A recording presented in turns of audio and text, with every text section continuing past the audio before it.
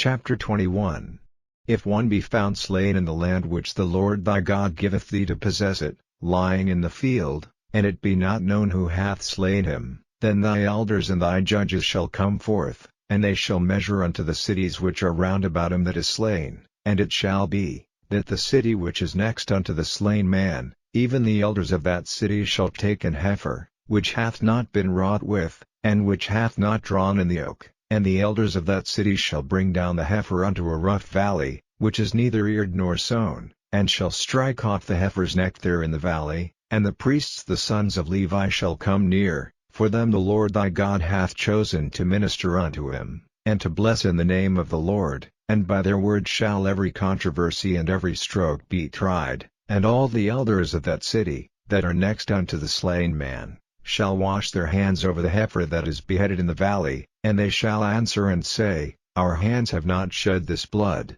neither have our eyes seen it. Be merciful, O Lord, unto thy people Israel, whom thou hast redeemed, and lay not innocent blood unto thy people of Israel's charge. And the blood shall be forgiven them. So shalt thou put away the guilt of innocent blood from among you, when thou shalt do that which is right in the sight of the Lord. When thou goest forth to war against thine enemies, and the Lord thy God hath delivered them into thine hands, and thou hast taken them captive, and seized among the captives a beautiful woman, and hast a desire unto her, that thou wouldest have her to thy wife, then thou shalt bring her home to thine house, and she shall shave her head, and pare her nails, and she shall put the raiment of her captivity from off her, and shall remain in thine house, and bewail her father and her mother a full month, and after that thou shalt go in unto her, and be her husband, and she shall be thy wife. And it shall be, if thou have no delight in her, then thou shalt let her go whither she will,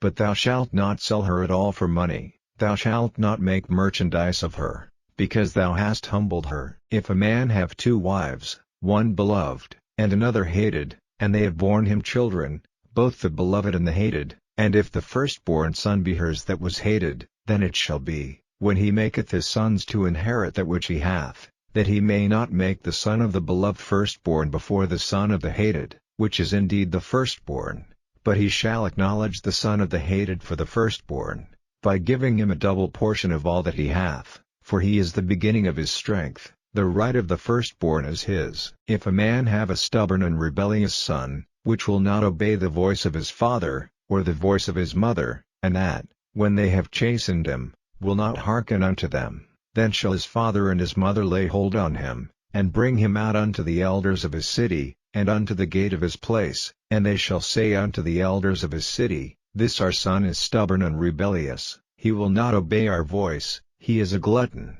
and a drunkard. And all the men of his city shall stone him with stones, that he die. So shalt thou put evil away from among you, and all Israel shall hear, and fear. And if a man have committed a sin worthy of death, and he be to be put to death, and thou hang him on a tree, his body shall not remain all night upon the tree, but thou shalt in any wise bury him that day. For he that is hanged is accursed of God, that thy land be not defiled, which the Lord thy God giveth thee for an inheritance.